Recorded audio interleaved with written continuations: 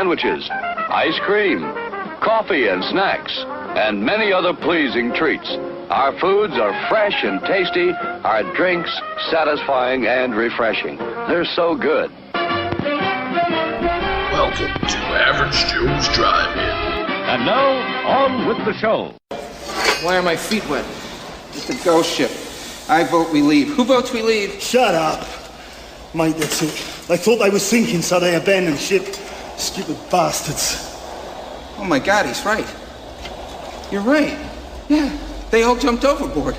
You know, I can just see the last asshole in saying, "Shit, Gus, we forgot the lifeboats. Guess we're just gonna have to swim for it."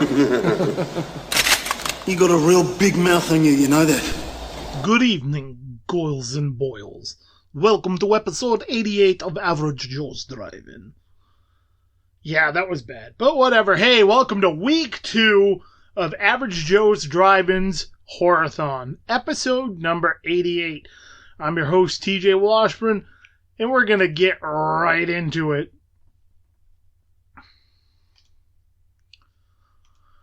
First up, from 1998, we have Deep Rising. Welcome to the greatest pleasure ship ever built. Good times forever! I have something here, sir. I've never seen anything like this. It's a malfunction, sir. That's impossible. Where are they coming from? I don't know, sir, but whatever it is, it's, big.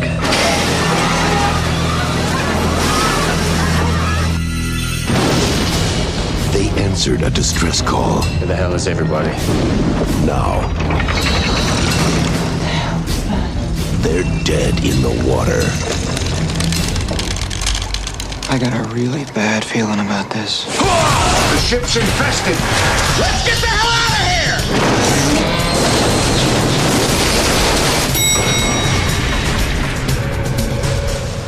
What the hell is that? The girl from Ipanema. I don't mean to sound like a wuss, but this is starting to freak me out, man. I vote we leave. Who votes we leave?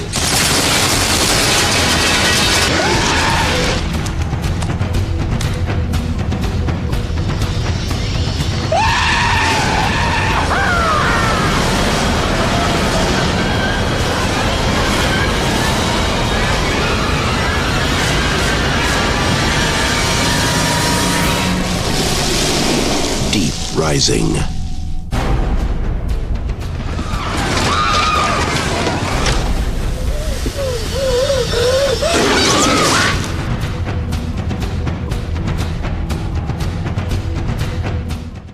This is an action-adventure horror, directed by Stephen Sommers, has a 106-minute runtime, rated R, stars Treat Williams, Famke Jensen, and Anthony Held. I watched this on DVD.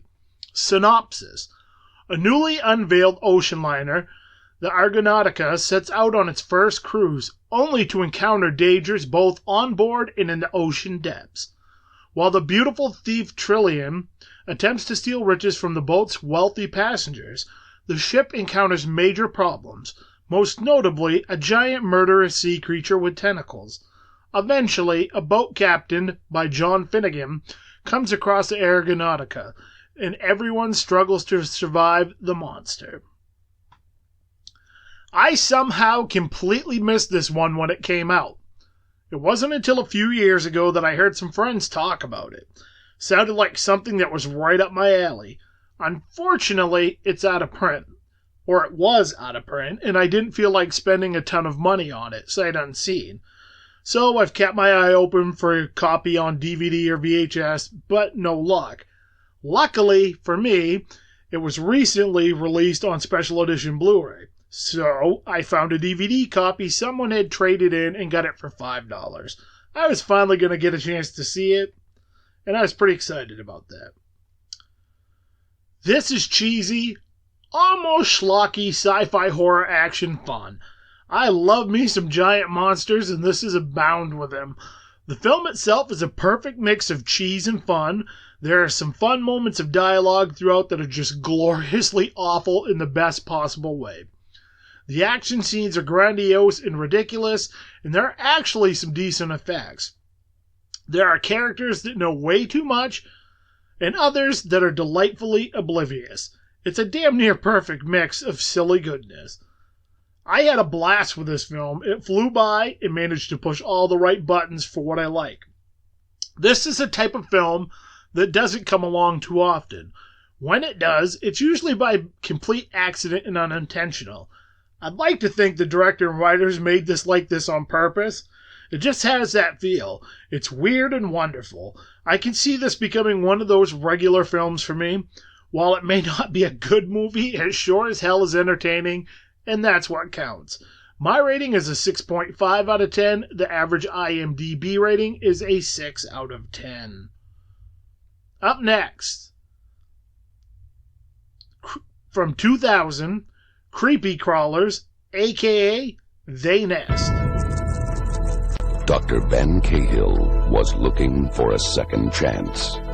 A place to start over. But on Orr's Island, something is lurking below the surface. You won't mind lending me your expertise for a while. Somebody sick? Somebody's dead. What do you think, Doc? These marks here. These caused by crabs? Something's not right about this. Well, I'm in a lot more trouble than I thought. Why? Because it looks like these animals were eaten from the inside out. This just keeps getting better.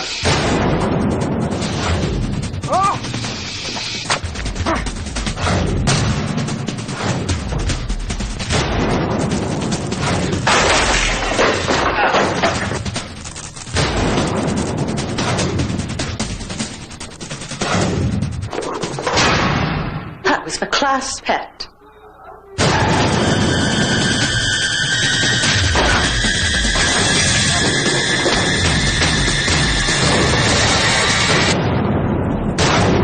What about you? You ever been married? No! This is a sci-fi horror, directed by Ellery Eklaham. 93 minutes, stars rated PG-13, stars Thomas Calabro, Dean Stockwell, and John Savage. I watched this on VHS. Synopsis. Dr. Ben Cahill is a surgeon stressed out by personal problems. When the stress becomes too much, he's forced to retreat to his main island vacation home to get his life back in order. While there, he encounters a colorful group of locals who take an immediate disliking to him, and a pretty store owner named Nell. Strange occurrences begin to happen, and the bodies begin to pile up. The doctor and Nell must find out what's happening before it's too late. I picked this one up in a batch of random VHS while out looking for movies. I had no idea what it was, but the cover looked cool. It also took place in Maine, so I figured why the hell not. I figured, at worst, it would be terrible, and I was out 50 cents. This is actually a decent movie, which I was rather surprised by. It's not anything groundbreaking. Think of it as a Sci-Fi Channel movie that's done well. Everything about this is pretty middle of the road, but I didn't find anything to be terrible. It was fairly easy to watch, the type of flick I often find myself watching on a lazy Sunday or Saturday morning when I'm bored and just want something mind-numbing to watch. There were a few good laughs and a couple moments of decent gore. One area I will give this movie credit on is the Maine coastal accents. While not spot on, they were some of the better ones I've heard. Also, some of the Islander characters were pretty spot on. If you've ever been to Maine, there are a few of those folks in every town. They're the locals who have never left or experienced the outside world, who are stuck in their ways, cautious of outsiders, and a bit on the ignorant side. I suppose everywhere has people like that, but I thought it was a well-done portrayal. Overall, a pretty harmless watch that turned out way better than I expected. My rating is a 5 out of 10. The average IMDb is a 5.1 out of 10. Up next, 2018's Summer of '84. The sheriff's office reports they're likely looking for a white male. Preferred targets appear to be males aged 12 to 16. It's a serial killer. The Cape May Chronicle received a letter from an individual calling themselves the Cape May Slayer. There's a serial killer on the loose. What else could possibly be this exciting? Incoming titties. 12 o'clock. Guys, Nikki Keshuba. Scientifically the perfect woman. Huh. Better view of my room than I thought. Sweet dreams. Emergency meeting. Treehouse. Now. Mackie is the Cape May Slayer. Mackie's a cop with a sick reputation. Wasn't counting on us. That's blood. Davey. Hey. Guys, I'm freaking out, okay? Relax. You look like you're 30. It's gonna be fine. Now go. You're gonna get caught either by Mackie or your dad. I know I'm right about him. That doesn't prove anything. Are you with me? I don't want anything bad to happen to you. We're trying to save people. Yeah, well, you're not. Guys at the station are gonna love this. Just let it go. Sorry again that you're grounded. Let's see if I can get you out of this house. No hard feelings. You were wrong. You're wrong about everything.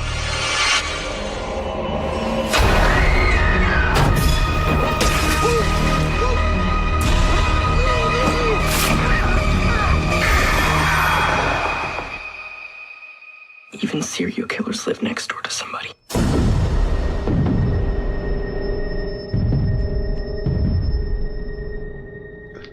This is a drama horror mystery directed by RKSS, otherwise known as Roadkill Superstar, Francois Simard, Anouk Whistle, and Johan Carl Whistle.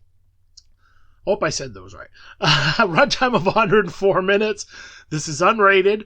Stars Graham Judah Lewis and Caleb Emery. I watched this on Blu-ray.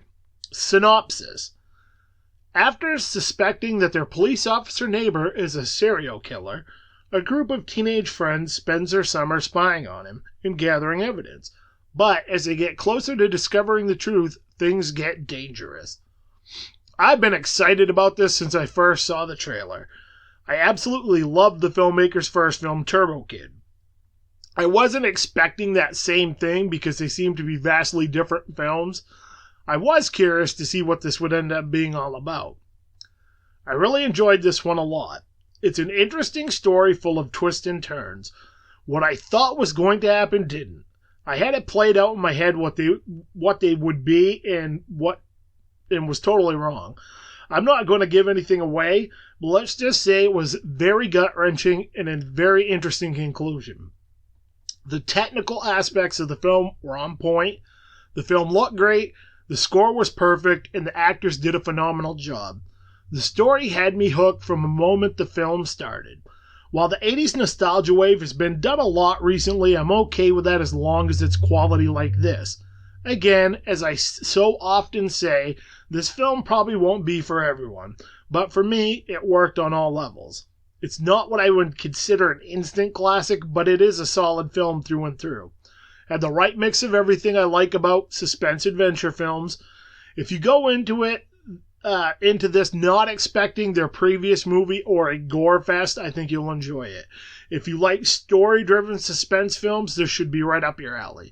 My only qualm about the whole thing is I'm not so sure this will have a great replay value, and only time's going to tell where that's concerned. My rating is an 8 out of 10. The average IMDb rating is a 6.7 out of 10. Up next, we have a Tales from the Crypt double feature. And up first is 1995's Tales from the Crypt Demon Night. Universal Pictures is proud to present the motion picture directing debut of one of America's most talented and respected artists. Cut! Cut, cut, cut, cut, cut! Oh, hello, kiddies. So glad you could join me. Your pal, the Crypt Keeper, has gone Hollywood in a big way. I'm directing my first feature film. Care for a little shriek preview? For my big screen premiere, I wanted lots of suspense. Uh-oh. Special effects, sex, violence. The kind of thing you could really sink your teeth into. Hi! Live! Lights! Camera! Action!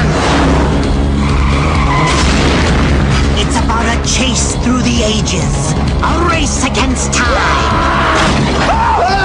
The war between good and evil. Come on out, everybody! It's time to play! And the final battle between man... I'm sorry. ...and demon. I'm not gonna hurt you.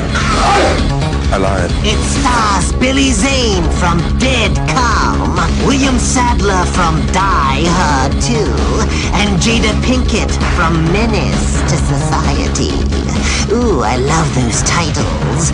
And you'll love Demon Knight. They're here! The demons are here! And ladies, if you think Demon Knight is too gross and yucky... Whoa! Thank you!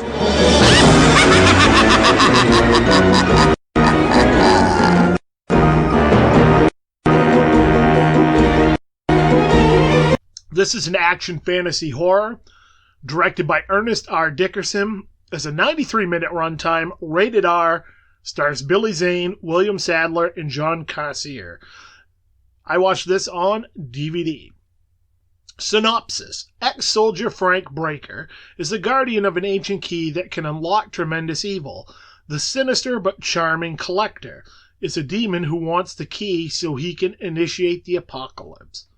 On the run from wicked mercenaries for almost 90 years, Breaker finally stops in at a boarding house in New Mexico where, with the help of its quirky residents, he plans to face off against the Collector and his band of ghouls, preventing them from ever seizing the key. I hadn't seen Demon Knight in a long time. I had seen it more recently than Bordello of Blood, and also more than Bordello. And I've always enjoyed this one. This has everything you'd want in a Tales from the Crypt style horror flick. There are evil, nasty creatures, some awesome effects, and an interesting story with a twist. Overall, the acting's solid, and the film is very well shot and has a great look to it. Comparing it to Bordello of Blood, this one is a little bit more of a straight-ahead horror film. There really isn't much in the way of comedy. What's there for comedic moments are in your face and rather subtle. There's some amazing gore, and honestly, I'd forgotten how good it was, as far as that went. I also think the story itself was much more interesting than Bordello. They are two vastly different films in the same Tales from the Crypt universe. My one issue with this one is sometimes the pacing feels a bit off.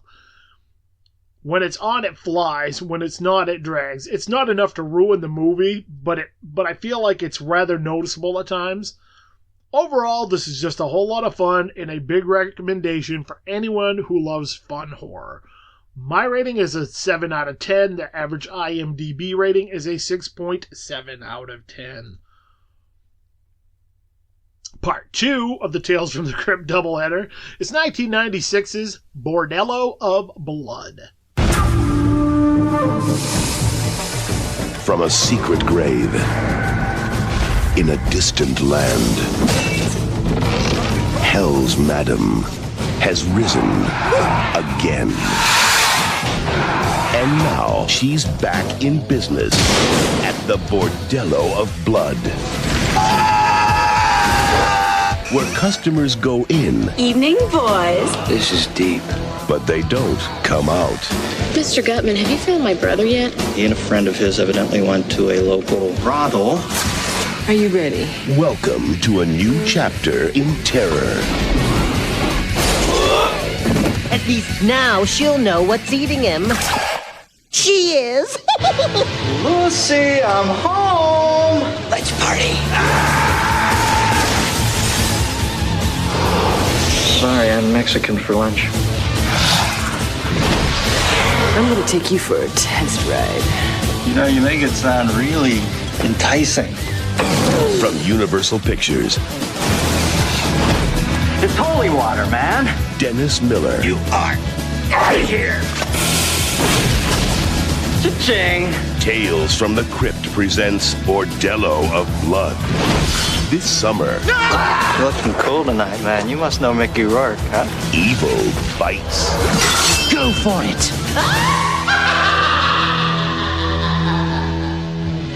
This is a comedy fantasy horror directed by Gilbert Adler, has an 87-minute runtime, rated R, stars Dennis Miller, Erica Eleniak, and Angie Everhart. I watched this on DVD. Synopsis.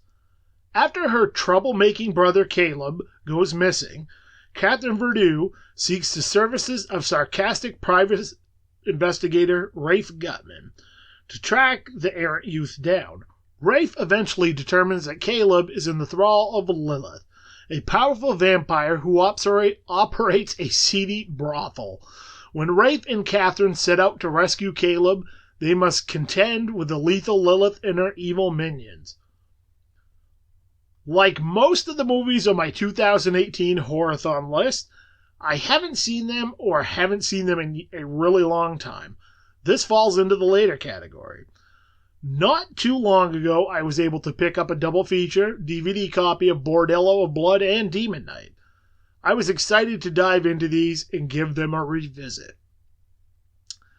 I remembered very little about this one other than a few bits and pieces.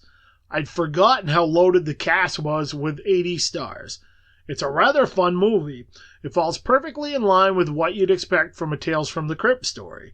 There's a bit of comedy, some gory moments, and just a fun weirdness about it. The story itself is solid. The gore and effects are well done. I'd actually forgotten how gory this one was. I always remembered it as being more funny than gory. The music fits well, and I found myself laughing a lot more than I remembered on previous viewings. The pacing's good, and I was actually surprised at how quickly the movie seemed to be over and done with. It does feel a bit corny at times, and while the story's solid, there were really never any moments where I was like, holy shit, that's awesome. It's one of those films that's very enjoyable, but there really isn't much that makes it memorable. I'm glad to have it in my collection along with Demon Knight and look forward to watching this again down the road. My rating is a 6 out of 10. The average IMDb rating is a 5.3 out of 10. Up next, one I have wanted to see for a very long time, and that is 1976's The Town That Dreaded Sundown. Jenkins, age 19, brutally attacked March 3rd, 1946. Howard W. Turner, 29. Emmylou Cook, 17. Bodies discovered in a wooded area on March 24th. Roy Allen, 17. Peggy Loomis, 15. Both found dead April 14th in Spring Lake Park. Floyd Reed, age 34. Murdered in his home on May 3rd. Mrs. Reed shot twice, but survived. This man's identity is unknown. He was believed to be between 30 and 40 years old. He wore a white hood and was known only as the Phantom Killer. World War II had just ended. In Texarkana, Arkansas, boys had come home to their families. Husbands reunited with their wives. It was a happy, peaceful time. Until the Phantom Killer struck. For 4 months, he held an entire city in the icy grip of terror. Now, Charles B. Pierce brings this incredible, shocking, and true story to the screen in The Town That Dreaded Sundown, starring Academy Award winner Ben Johnson as Captain J.D. Morales of the Texas Rangers. We got a cold-blooded killer here. A man who nobody sees. A phantom who, so far, hasn't made any mistakes. Andrew Prine as Deputy Norman Ramsey of the Texarkana Sheriff's Department. The only thing we really do know is that we've got a very strange person on our hands.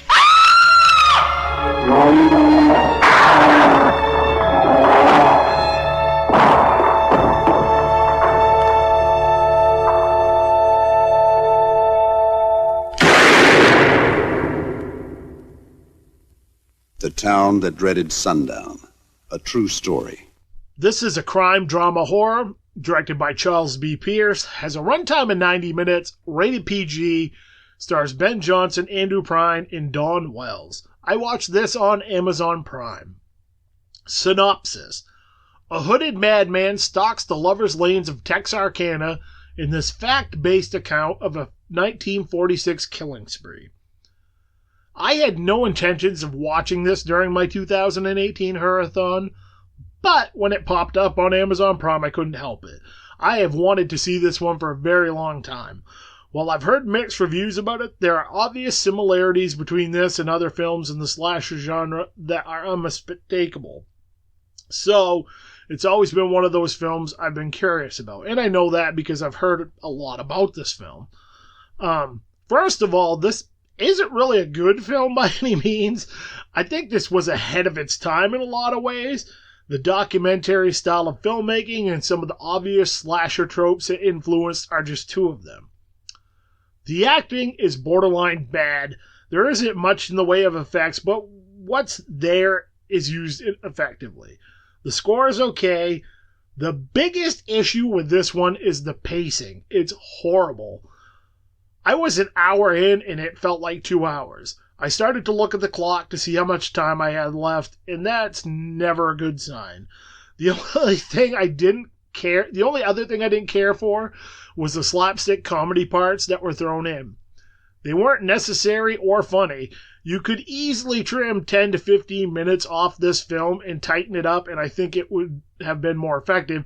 And honestly, this is one of those rare cases. A lot of times you say, you could trim 10 or 15 minutes off, but where? This is one of those films you could easily trim the 10 or 15 minutes off this film and nobody would blink and even know they were gone. I will give this movie props for some of the things it did well. I believe without this film, we may have never gotten some of the other great slasher films of our time. There's an obvious influence there. This is more than likely a one and done for me. I'm glad I can finally say I've watched it and checked it off the list of films I feel like I need to see in the horror genre.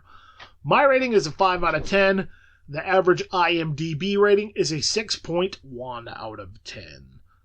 And on a side note, talking to some of my horror friends, they all pretty much agree that the kind of reboot, remake of this film is actually a lot better than the original. So I'm kind of curious to check that out at some point as well. Probably not this year, but I'll get to it. Up next, 2014's Late Phases.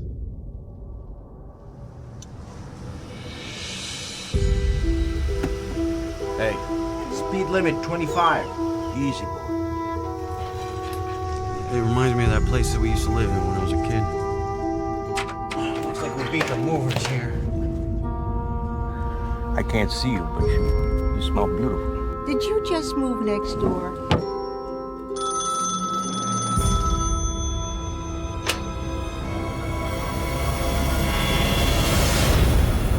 Hi, Mom. Didn't think you'd still be awake. Mom. What the hell is that? Easy, boy. Dolores! Dolores! Dolores! None of the neighbors saw any sign of this assailant. It's just an animal attack. This has happened before. Attacks like these happen all the time. Please, stay in your house, keep the doors closed until we sort this out, okay?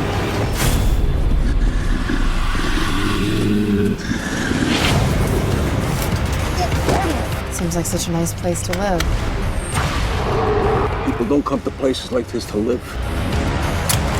They come here to die. Can you make silver bullets? Yeah. Can you do silver shotgun shells?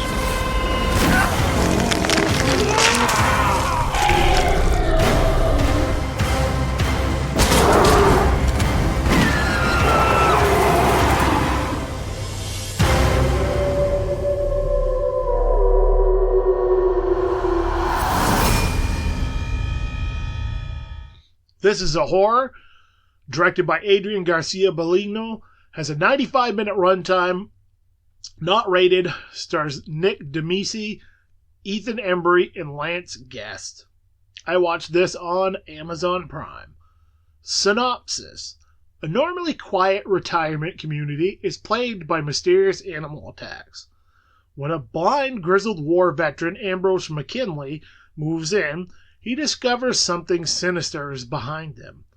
When everyone dismisses what's going on and won't help, Ambrose uses his military training and sets out to stop the beast before it's too late.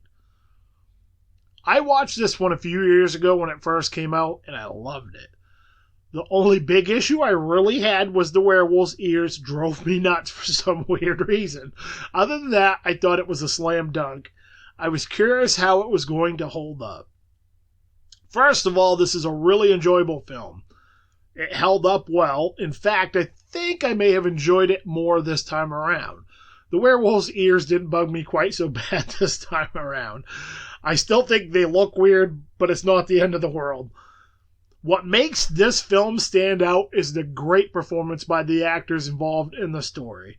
The story's different. Much like Bubba Hotep, it explores a group of people we don't often see in horror films, the elderly. Well, not as the leads anyway. This relies more on a great character-driven story than a ton of effects and gore. This is a great example of a film that does that right. Nick DeMisi is awesome. His performance really makes the film special. I love the score. It adds a great layer of ambiance and propels the narration and feel of the film. The effects are solid. While it's not the prime driving force of the film, when they are used, they are effective. Other than the werewolf ears. The film itself is shot well. My only gripe there is the weird sepia tone you get because of the way it was shot. It's not a huge issue. I've just never cared for that look in a film in general.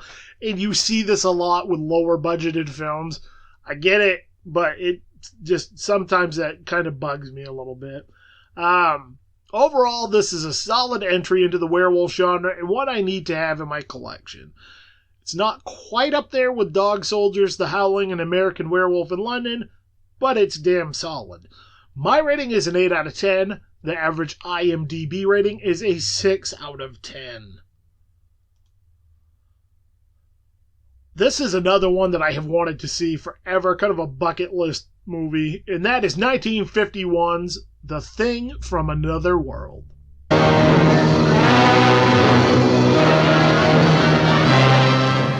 The Thing from Another World. This is the spot where it was first seen, and these are the first people who saw the thing. How did it get here? Where did it come from? What is it? That thing's alive, sir. I saw it. I shot at it. I hit it. I know it. Nothing happened. It just kept coming at me, making a noise like a cat mewing. Captain, it was awful. If you could have seen those hands and those eyes. Captain, you've got to do something about it. You've got... Is it human or inhuman? Earthly or unearthly? Baffling questions, astounding questions that not even the world's greatest scientific minds can answer. Gentlemen, do you realize what we've found? A being from another world, as different from us as one pole from the other. If we can only communicate with it. See? What happened, Doctor? In the greenhouse, I was working. I couldn't see. Yeah. Then a blast of cold air, and I heard Olson scream. Come here. Get in the corner. Now hold this in front of you. Stay by the light switch. 1.9. Needles hit the top.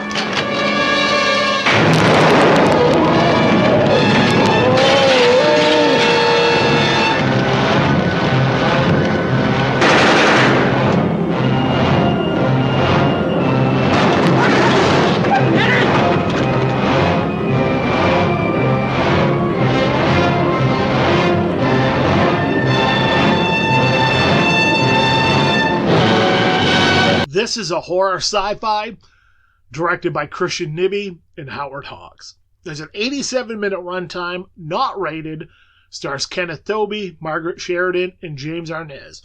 I watched this on DVD. Synopsis. When scientist Dr. Carrington reports a UFO near his North Pole research base, the Air Force sends in a team under Captain Patrick Hendry to investigate. What they find is a wrecked spaceship and a humanoid creature frozen in the ice. They bring their discovery back to the base, but Carrington and Hendry disagree over what to do with it. Meanwhile, the creature is accidentally thawing and begins wreaking havoc.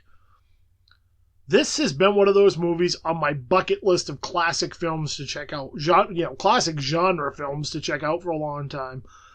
I came across a copy of this randomly for a couple bucks at a store you don't normally find movies at, so I snagged it.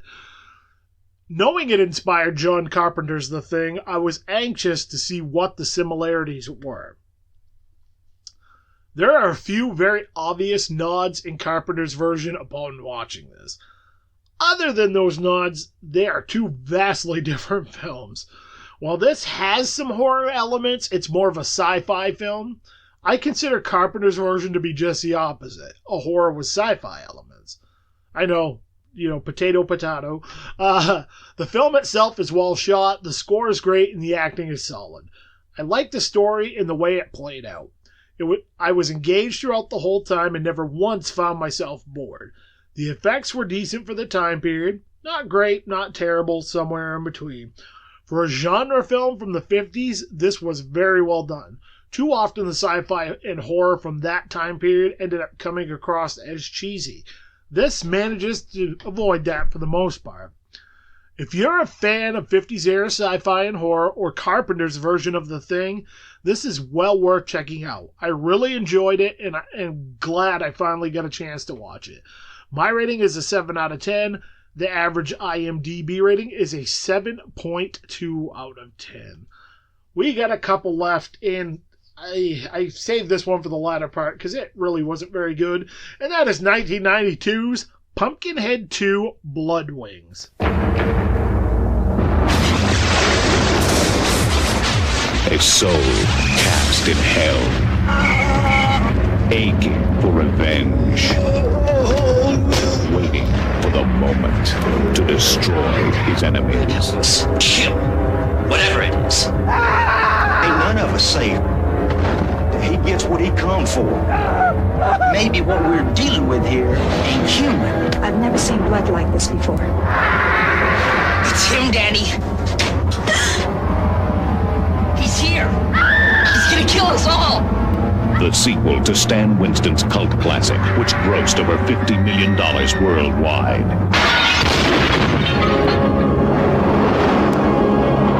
Featuring the monster from the man behind Aliens and Jurassic Park. Pumpkinhead 2. This is a fantasy horror thriller directed by Jeff Burr, has an 88-minute runtime, rated R, stars Andrew Robinson, Amy Dolans, and Soleil Moon Frye. I watched this on Amazon Prime. Synopsis. Thrill-seeking teenagers resurrect a demon from his grave and a bloody rampage for revenge begins. This is a movie I have known about forever but never checked out. Partly because I had never heard anything good about it. In fact, quite the opposite. For some strange reason, even though I have a pile of other movies I want to get to for my Horrorthon, this one called my name. Despite my better judgment, I threw it on. What a mess of a movie this is. It was like watching 3 different movies trying to happen all at the same time. Except none of them had a clue what the other one was doing. The pacing was terrible. The characters themselves were loathsome. I didn't care about any of them. The only character I had any sympathy for was the little boy Tommy at the beginning. This movie embraced nearly every single negative horror trope that I hate. It was like a train wreck I couldn't look away from. I finished it even though I wasn't enjoying it. I kept thinking something good might happen. It didn't. For an 88 movie, it felt more like 3 hours. The one positive I will give it is there were a few moments of okay gore. As one of my friends said, this might be one of the most disappointing sequels to a good movie ever. I kind of have to agree with him on that, as I love the first movie. Everything that made that a fun, enjoyable film was missing completely from this one. My rating is a 2 out of 10.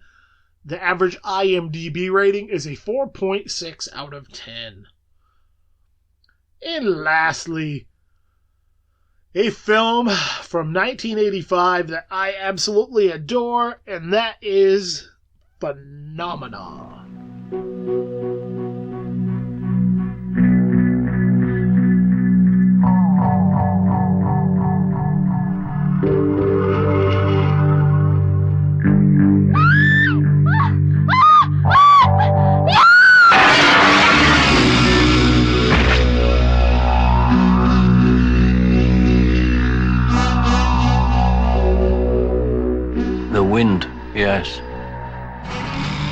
phone. Very particular wind. Typical of this part of the country. It comes from the Alps.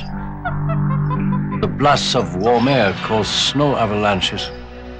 While it blows, there are those who say it causes madness.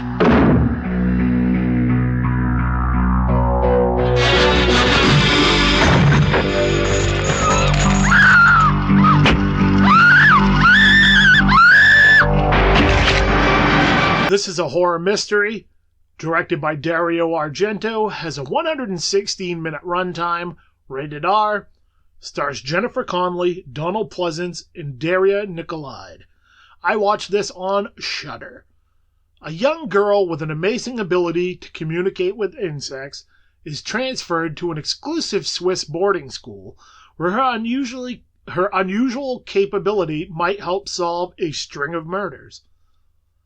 I haven't watched this one in a long time, but I enjoyed it the few times that I saw it. I've almost pulled the trigger on the special edition Blu-ray a few times, but have held off. When I saw it was on Shudder, I knew it was one I had to throw on for my 2018 Horrorthon. If you appreciate Italian cinema, you'll enjoy this one.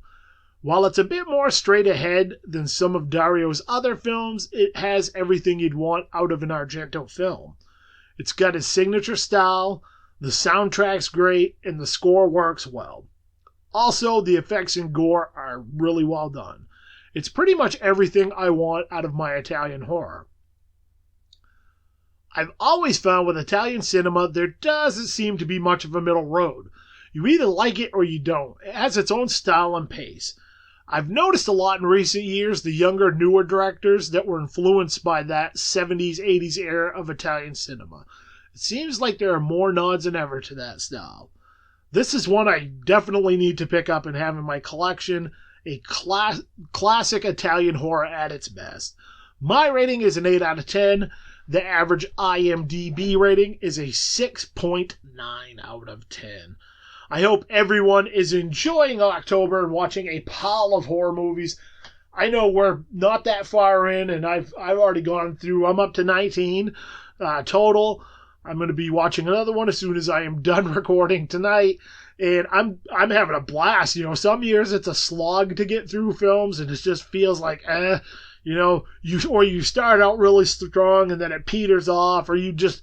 Whatever. This is really the first year since I've started really doing the Horrorthon and kind of paying attention to what I'm watching and all that I feel like I'm really, man, I'm pumped. I'm not getting burned out at all. I have such a great amount of movies that I want to watch that I haven't seen or haven't seen in a long time, and it's just one of those years, man. I'm really excited. So it's not been hard for me to throw a couple of movies on every day, 3 some days.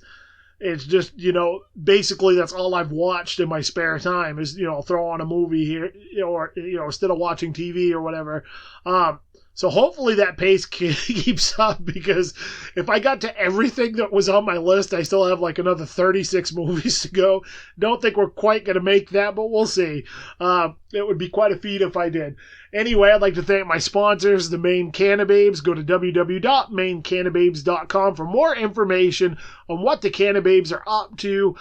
You can find all kinds of good information about legislation out.